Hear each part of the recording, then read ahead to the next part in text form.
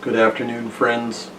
We'd like to share a song with you and then say some words afterwards as an update and just a chance to be together. This is Swami Kriyananda's song, Song of the Nightingale.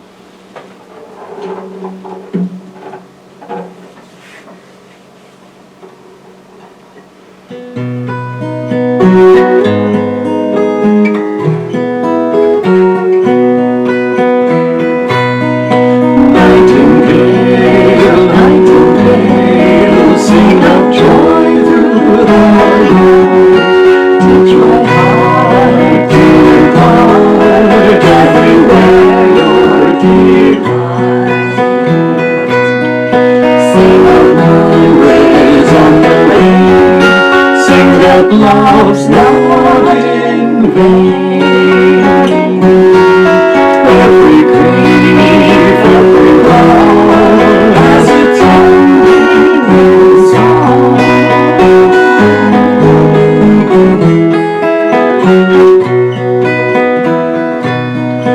Nightingale, nightingale, sing of joy through the night. Teach all men how to spin, clouds are blooming tonight.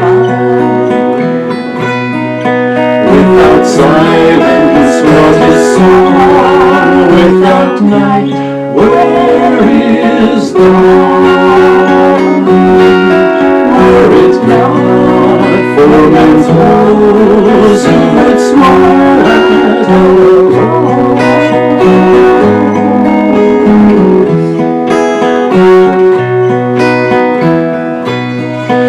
Nightingale, nightingale, sing of joy through the night. Let each dawn silence grow, life and heaven unite. Morning laughter, evening tears, snow and blossoms, all fade. Joy must sing in the night, to face children unafraid.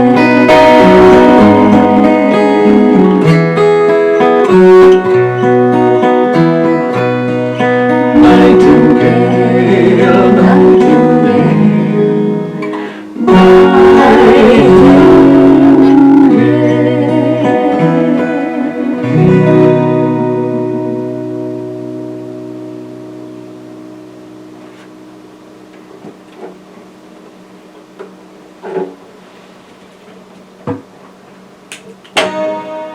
This song seemed appropriate to our situation with being more sequestered and having to adjust ourselves to new circumstances and uncertainties.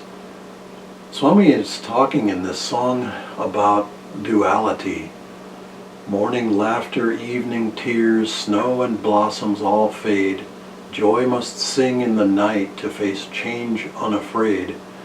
We're faced with change all through life, and here we're faced with a situation that no one can entirely predict.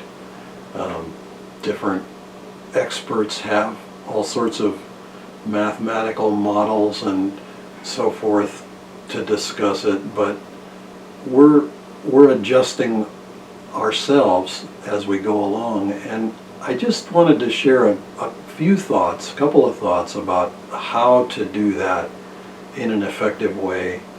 And some of these are just very practical and some of them are spiritual. We have the opportunity when we're in our own homes, as most of us are going to be spending a lot more time in our home than we might typically have done in our daily lives. We have the opportunity to create our own environment. Yogananda said, environment is stronger than willpower. And by that, one of the messages or one of the meanings of that is that the environment is always influencing us. And so its influence is there sort of pushing and rubbing on us. And if that influence is an uplifting one, then we are inclined upward. And if that influence is degrading or downward pulling on our energy, then of course we sort of sink to the lowest common denominator, eventually, in spite of our willpower. So one of the suggestions that I would make for us now is to exercise our willpower, but in a very particular way, to uplift the environment so that we have spiritually reminding influences around us. I think the camera frame doesn't include it today, but we have bookshelves on both sides of our couch that we're sitting on here at home, and those bookshelves are filled with spiritual books, and some of them include The Essence of the Bhagavad Gita Explained, which we're studying for our satsang group tomorrow evening that we will conduct by video conference, and The Path, The New Path, and Autobiography of a Yogi, etc.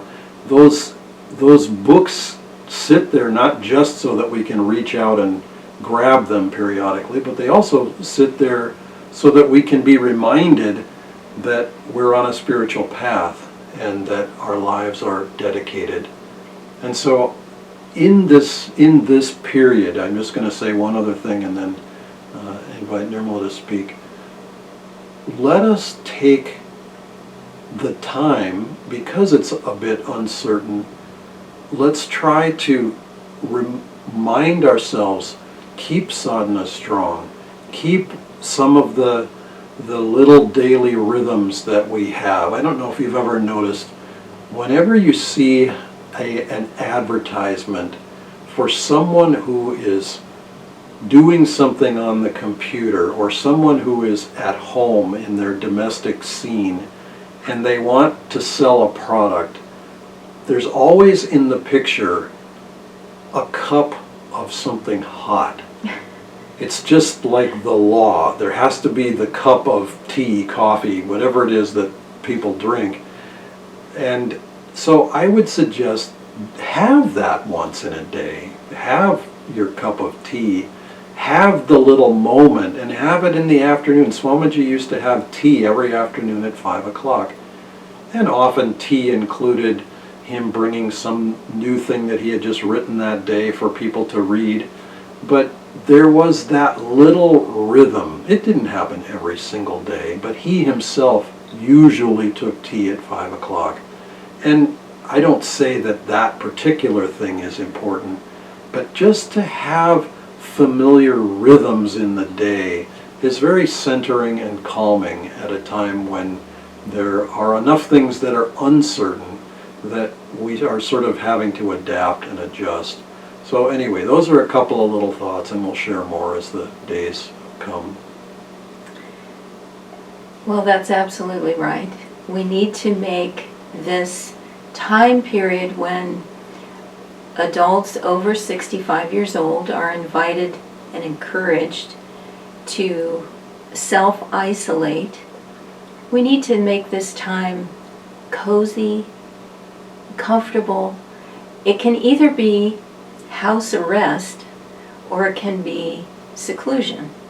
So let's try to make it positive, and what Dharmadas is saying is really important. Have rhythms in your day.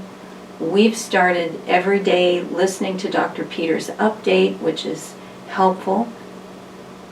And having regular sadhana times, it's a rare opportunity when we aren't running around doing so many errands and different things during the day.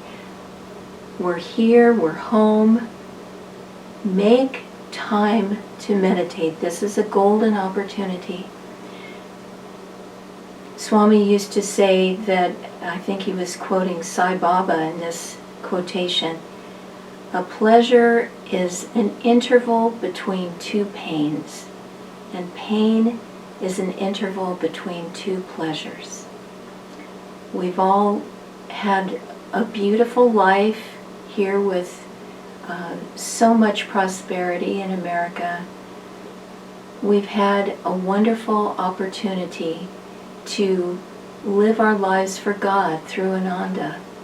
So now is a time when our good fortune, our good karma, has come to a point of fruition.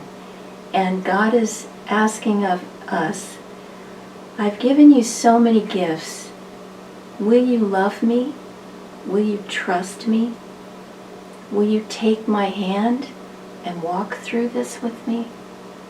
So let's say yes to God. Let's say yes to having faith, having courage, and keeping our hearts open to what God is asking of us to do. So we will continue, as Dharmadas said, we will have classes this week by video conferencing. We will live stream as many videos, short ones, so you don't have to watch a long thing every time. We'll do as many of those as we can this week and on into the future. We'll live stream Sunday service every week, and we are keeping that church line open so you can call the church, but it's the main number that you can leave a message on, not the second line. It doesn't take messages. Or you can call Dharmadas and me directly if you want to. But keep in touch. We are not alone in this. We have a community of like-minded people who love God. And now is the time when we have to pull together and support each other. So God bless you and keep in touch. Namaste. Namaste.